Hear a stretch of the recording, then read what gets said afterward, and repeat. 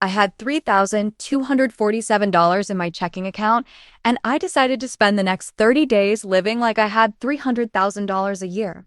Not fake it till you make it social media theater. The real thing. 5-star hotels, $200 dinners, designer clothes, personal training sessions, the works. I wanted to know what wealth actually feels like when it is your daily reality, not a weekend splurge.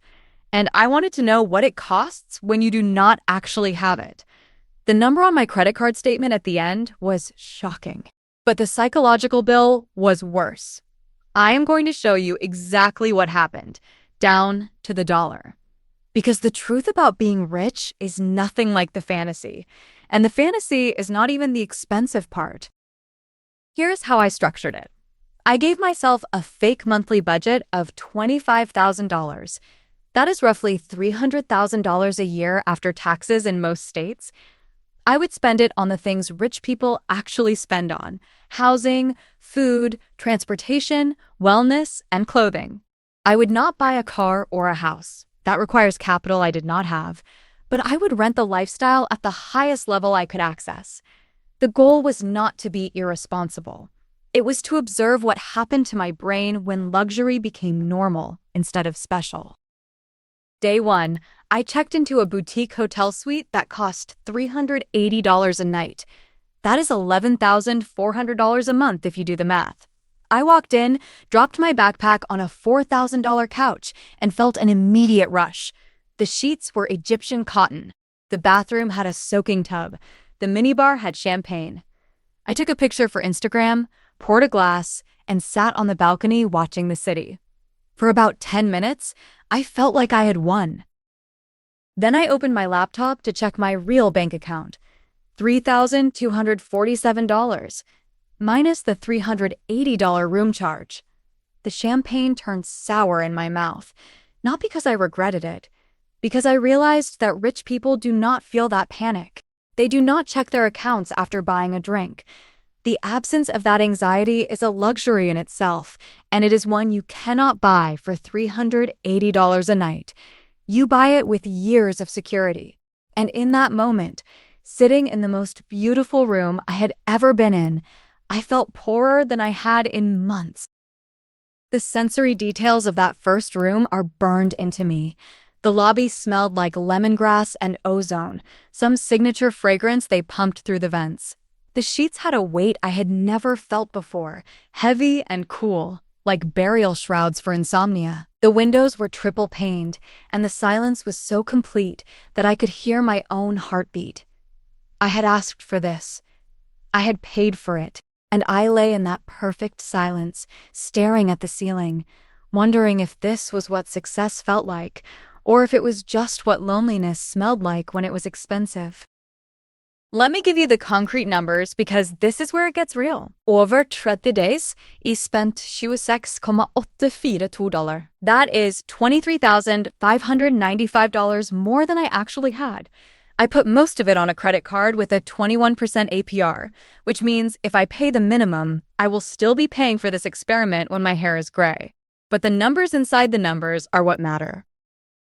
Housing cost me $9,120. I moved between 3 hotels and 1 short-term luxury rental.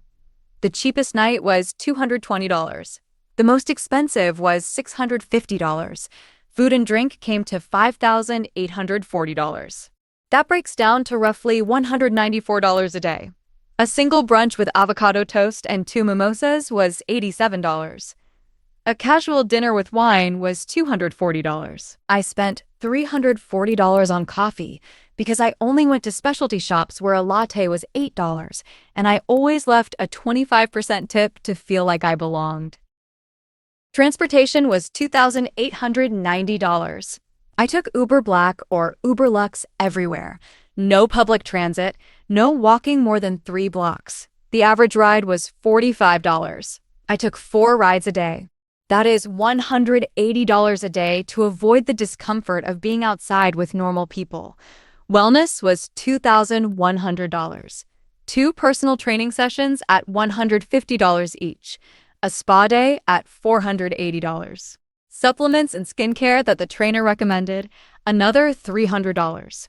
Clothing was $3,400.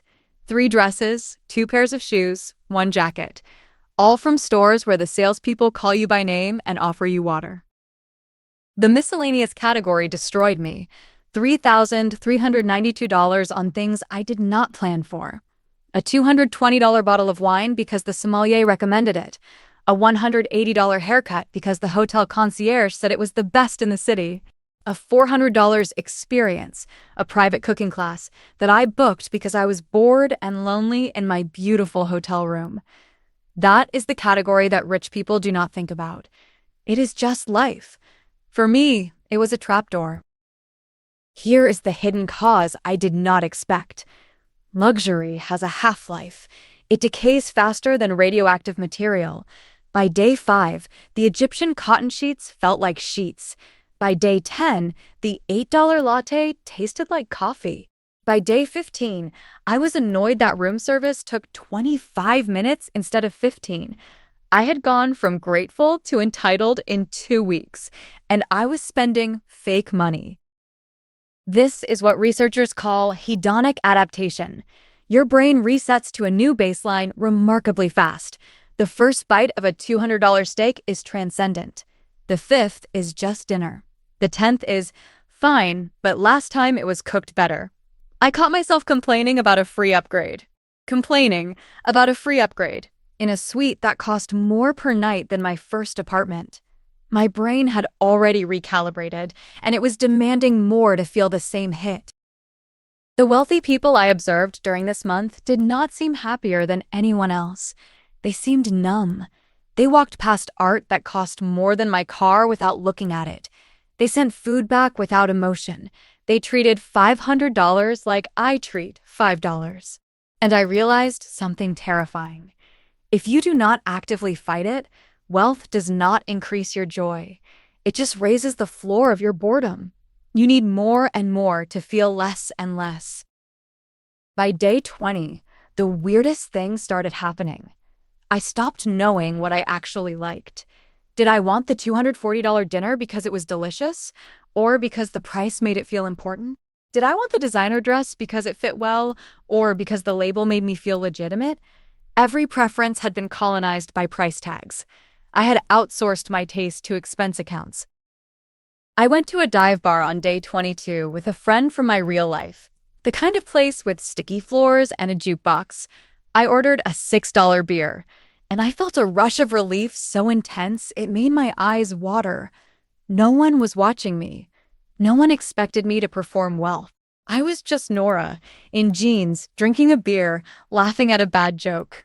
It was the happiest I had been all month, and it cost 1/40th of my average day.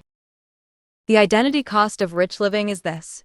You start to believe that your environment defines your worth. And when you believe that, you become terrified of going back. Not because going back is bad, but because your ego has fused with the luxury. I met a woman during this month who told me she could never live in a normal apartment again. Not because she needed the space, because she needed the story. She needed to be the person who lived there, and she was paying $9,000 a month to maintain a character she had invented. Let me add up the real cost.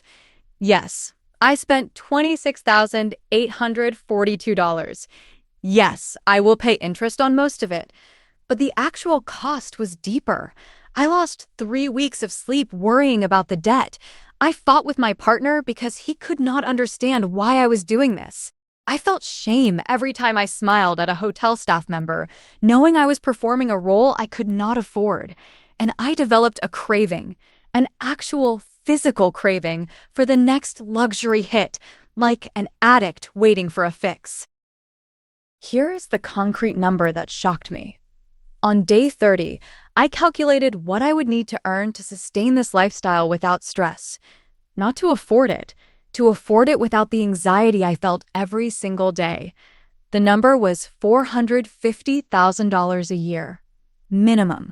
Because at $300,000, you are still aware of the cost. At $450,000, the numbers become abstract enough that you stop counting. That is the real threshold, not where you can pay, where you stop caring what it costs. And that is the identity trap. Most people think rich means $100,000 or $200,000 or even $1 million. But rich is not a number. It is a relationship with money where the money has stopped talking back, where you do not hear it, where it is just air. And to get there, most people sacrifice the very things that make life feel rich: curiosity, spontaneity, connection, and the ability to be impressed by a $6 beer with a friend who actually knows your real name. I showed Jake the final tally on day 31. We were at our kitchen table, the one with the wobbly leg that I had been meaning to fix for a year. I laid the printed statement in front of him like a confession. He did not yell. He did not call me stupid. He just went very quiet, picked up his coffee mug, and stood at the sink washing the same dish for 20 minutes. The silence was worse than anger. It was the sound of someone reevaluating whether they could build a future with a person who would burn $26,000 to feel something. I wanted to take it back. I wanted to explain. But there is no explanation that makes that number smaller. That night, I slept on the couch for the first time in our relationship. Not because he asked me to, because I could not look at our bedroom ceiling and pretend I was the same person who had fallen asleep there a month earlier. On day 31, I checked out of the last hotel. I took an UberX to the train station. I bought a $3 coffee from a cart, and I sat on a bench and cried. Not from sadness, from the relief of coming home to myself. I kept one thing from the entire month: a $45 notebook from a boutique stationery store. Not because it was expensive, because I actually liked writing in it. Every other purchase stayed in the fantasy. I returned most of the clothes. I canceled the trainer. I went back to my apartment, which suddenly felt small but honest, and I made a list of what actually made me happy during the month. It was not the sweet. It was not the steak. It was the conversation I had with a stranger at the hotel bar, the book I read in the soaking tub, the walk I took after sending back an overpriced meal I did not want, the moments where I was present, not performing. The flip is this: you do not need $25,000 a month to have a rich life. You need to know what rich actually means to you. For some people, it is a big house and a quiet neighborhood. For me, it turned out to be time, health, and the ability to say yes to a friend without checking my calendar or my account. That costs far less than $300,000 a year, but it requires something luxury cannot buy: clarity about who you are when no one is watching. The first morning back in my apartment, I woke up on my cheap mattress and felt disoriented. The street noise was too loud. The light was too harsh. The shower took 40 seconds to get warm instead of 4. And I felt a strange grief, not for the hotels, but for the person I had almost become. The version of me who belonged in Egyptian cotton. She was fictional, but she had been vivid. Letting her die felt like a breakup. I mourned her for exactly one morning. Then I made eggs in my tiny kitchen and remembered who I actually was. I am not here to shame wealthy people. Many of them are generous, thoughtful, and no more lost than the rest of us. But I am here to tell you that if you are chasing a lifestyle you have never actually lived, you might be chasing a ghost. The numbers do not lie. $26,842 bought me 30 days of performance, 3 weeks of anxiety, and one real realization. My best life is cheaper than I thought, and it is definitely cheaper than my ego wanted it to be.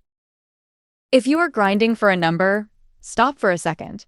Ask what that number is supposed to buy you, and then ask if there is a cheaper way to buy the feeling. Because feelings are what we are actually after. Not thread counts, not label names, not the approval of strangers in a lobby. Just the quiet, stubborn, unglamorous truth of a life that actually fits. That is the real wealth. And I found it on a train with a $3 coffee going home.